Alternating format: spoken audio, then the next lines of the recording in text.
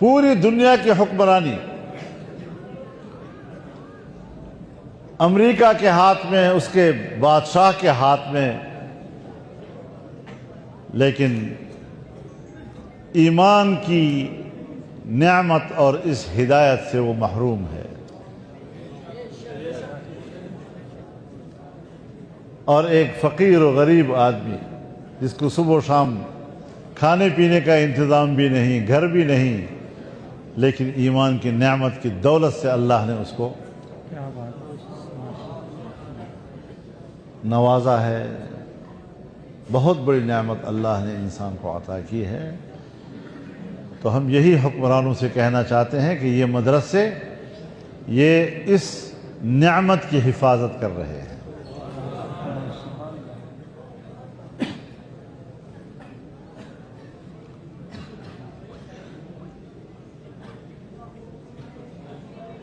تو میرے محترم دوستو،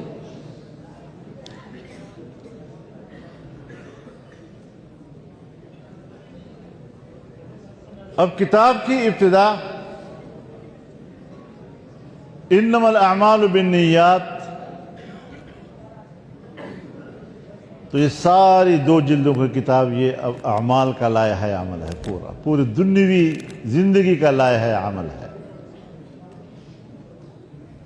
اور آخر میں پھر جا کر کہا کتاب التوحید والرد علی الجہمیہ۔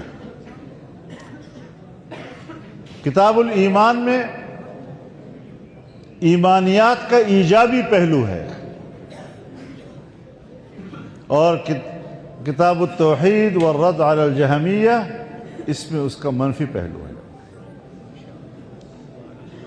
ابتدا میں بیان یہ ہے کہ آپ کے اندر یہ عقیدہ ہو، یہ عقیدہ ہو، یہ عقیدہ ہو تو آپ مومن ہیں، اور آخر میں یہ بتاتے ہیں کہ اگر آپ کے اندر عقیدے میں یہ فساد آ گیا، یہ فساد آ گیا، یہ فساد آ گیا، تو آپ کا ایمان جاتا رہے گا۔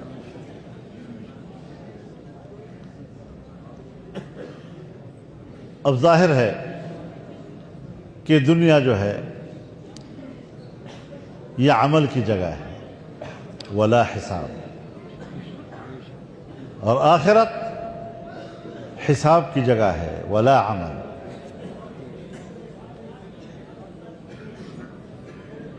تو زندگی کے تمام اعمال بتانے کے بعد اب امام بخاری فرماتے ہیں کہ یہ اس کا حساب کتاب بھی ہوگا۔ وَنَضَعُ الْمَوَازِينَ الْقِسْطَ لِيَوْمِ الْقِيَامَةِ، ہم رکھیں گے ترازو عدل کے قیامت کے روز۔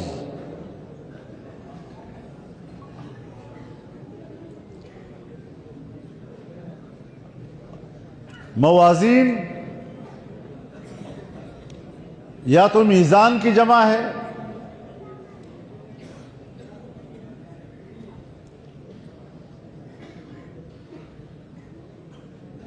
اب بہت سے ترازو ہیں یا ایک ترازو ہے۔ موازین کا جمع کا صیغہ تو اشارہ کرتا ہے کہ ترازو متعدد ہیں، باعتبار اشخاص کے، باعتبار اعمال کے، باعتبار اقوال کے تعدد ہے اس میں۔ لیکن بعض روایات سے یہ بھی ظاہر ہوتا ہے کہ ترازو ایک ہے، اتنا بڑا ہے کہ ساری کائنات اس میں سما سکتی ہے۔ تو پھر یہاں پر جمع کا صیغہ تفخیم کے لیے ہے، جیسے وَكَذَّبَتْ قَوْمُ نُوحٍ الْمُرْسَلِينَ۔ اب پیغمبر تو ایک نوح تھا، لیکن قوم نے مرسلین کو جھٹلایا، تو حضرت نوح کو مرسلین کی صفت سے یاد کیا۔ یہ جمع کا صیغہ تفخیم کے لیے ہے، تو یہاں پر بھی موازین تفخیم کے لیے ہو جائے گا۔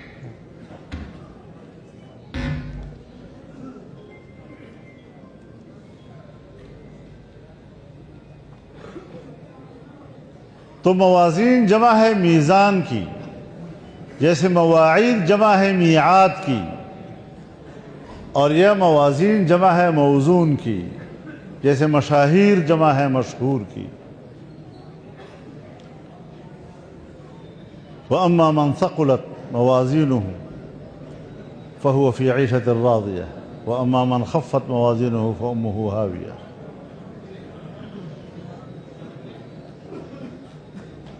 ولا تخسر الميزان أي لا تنقص الموزون.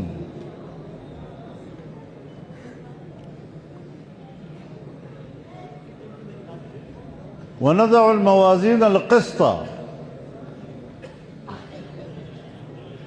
اب قسط صفت ہے موازین کی،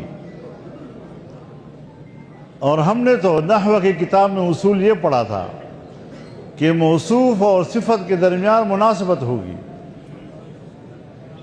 تو یہاں پر موصوف جمع ہے اور صفت مفرد ہے،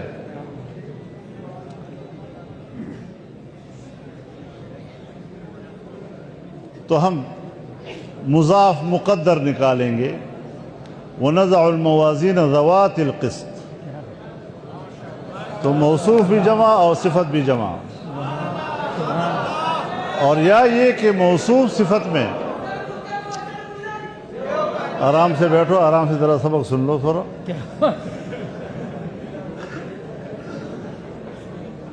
اور یا پھر قسط مصدر ہے، اور مصدر میں مفرد تثنیہ اور جمع برابر ہوتے ہیں، میزان قسط، میزانان قسط، موازین قسط، تو اس اعتبار سے پھر قسط مفرد ہو کر بھی موازین کی صفت بن سکتا ہے۔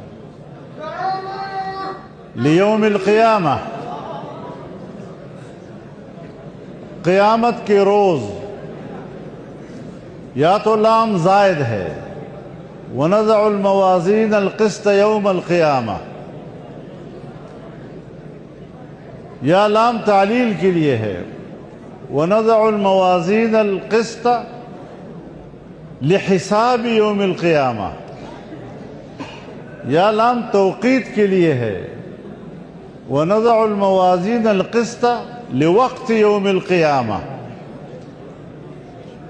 تو اس اعتبار سے عبارت صحیح ہو جاتی ہے، وَنَضَعُ الْمَوَازِينَ الْقِسْطَ لِيَوْمِ الْقِيَامَةِ وَأَنَّ أَعْمَالَ بَنِي آدَمَ وَقَوْلَهُمْ يُوزَنُ۔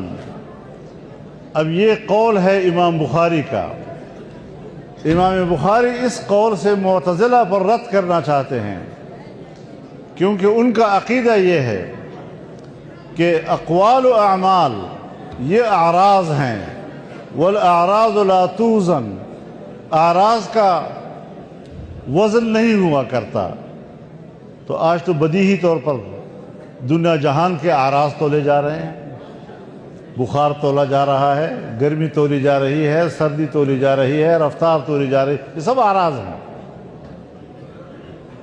تو معتزلہ کا عقیدہ بداہتاً باطل ہے، لیکن امام صاحب نے اسی وقت عنوان قائم کریے، وَأَنَّ أَعْمَالَ بَنِي آدَمَ وَقَوْلَهُمْ يُوزَنُ، اور یہ اعمال کو اجساد بنا دیا جائے گا، جب اجساد کی صورت میں اللہ تعالیٰ اس کو مجسد کر دے گا، مجسم بنا دے گا، تو سوال ہی ختم ہو جاتا ہے۔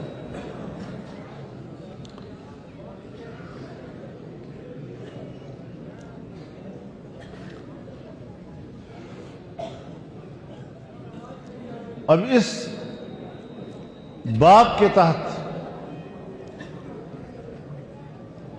امام بخاری جو حدیث لا رہے ہیں، حدیث باب، حضرت ابو ہریرہ رضی اللہ تعالیٰ عنہ سے روایت ہے، جناب رسول اللہ صلی اللہ علیہ وسلم نے فرمایا، کلمتان، بمعنی کلامان، اور کلام کی تعبیر کلمہ سے ہوتی ہے، کلمۃ طیبہ کشجرۃ طیبہ، کلمۃ خبیثہ۔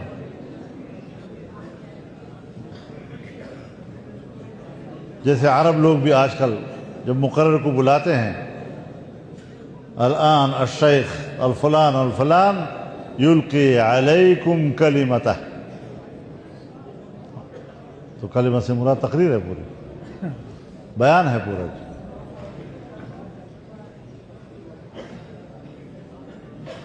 تو کلمتان خفیفتان علی اللسان،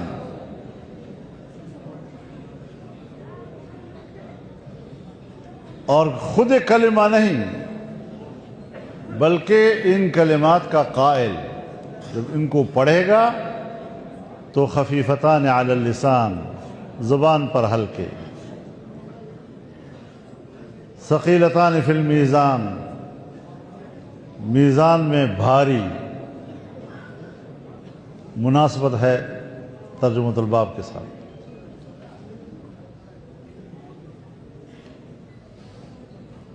ثقیلتان فی المیزان، میزان میں بھاری ہیں۔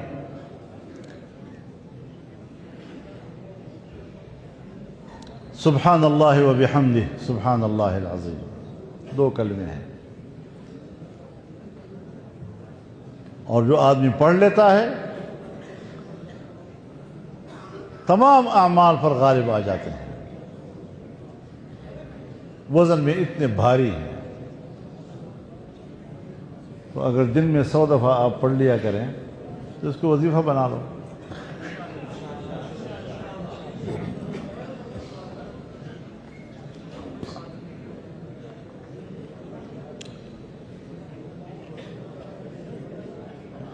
اب قرآن کے علوم، حدیث کے علوم، ان کی حفاظت جس طرح ہمارے دینی مدارس میں ہوتی ہے، ان کو علم سے کیوں دشمنی ہے؟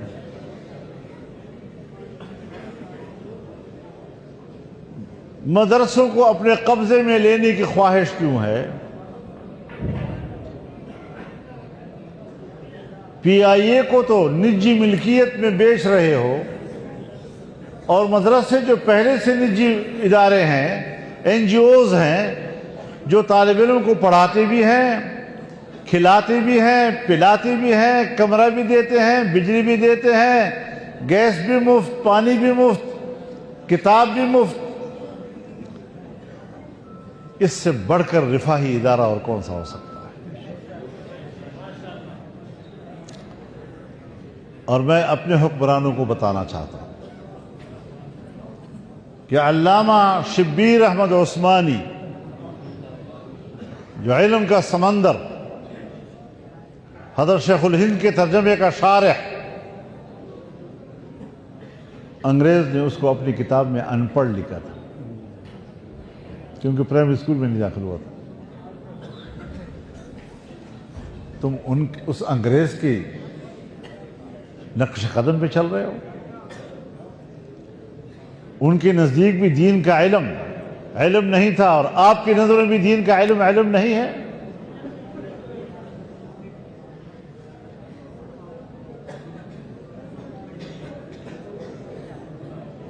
تو یہ ایک جدوجہد ہے، اس راستے میں ہم نے استقامت دکھانی ہے، اور ہم نے ان کو بتانا ہے کہ مدرسہ اور علماء، ان کی پشت پر برصغیر کی 250 سالہ تاریخ موجود ہے، اور وہ قربانیوں کی تاریخ ہے۔ ہم اپنی تاریخ بھولے نہیں ہیں، اور ہمیں آزماؤ بھی نہیں، ورنہ ہم تمہارے لیے ان سے بڑھ کر آزمائش بن جائیں گے۔ پھر مسئلہ آپ کے لیے مشکل ہوگا، ہمارے لیے کوئی مشکل نہیں ہے۔ للکار ہے، للکار ہے۔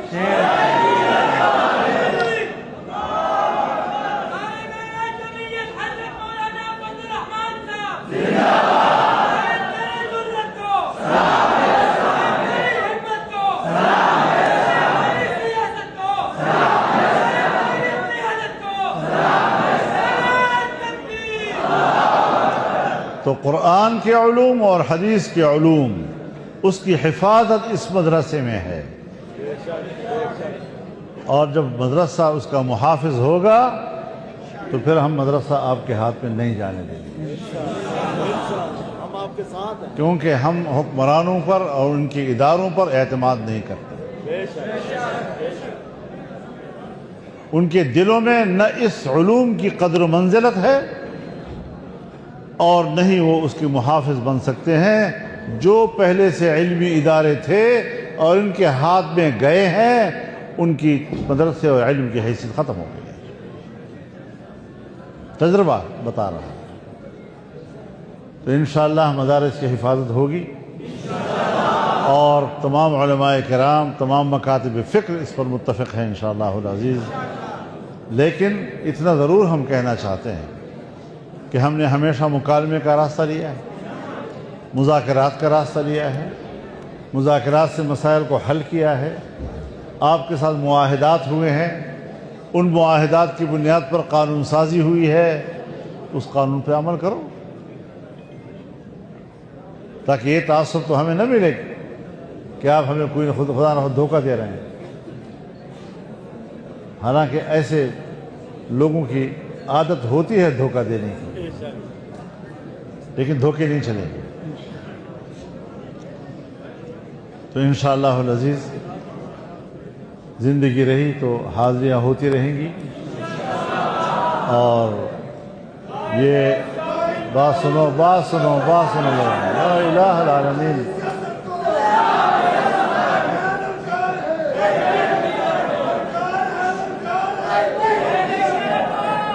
بھائی بات سنو، اگر اتنے نعرے لگانے کی بجائے آپ کچھ عملی کام کر رہے ہوتے تو پنجاب میں آپ کے علاوہ اور کوئی نہیں جیت سکتا تھا۔ مسئلہ یہ ہے کہ آپ نعروں پہ وقت ضائع کرتے ہیں، نمائش پہ وقت ضائع کرتے ہیں، کام نہیں کرتے، قوم تک نہیں پہنچتے، محلے تک نہیں پہنچتے، عام آدمی کو شعور نہیں دے رہے، اور سیاست ایسی چیز بن گئی ہے جیسے کوئی بری بات۔ بتاؤ لوگوں کو کہ سیاست انبیاء کا وظیفہ ہے، اور اگر ہم وارث ہیں تو پھر انبیاء کے سدے کے وارث میں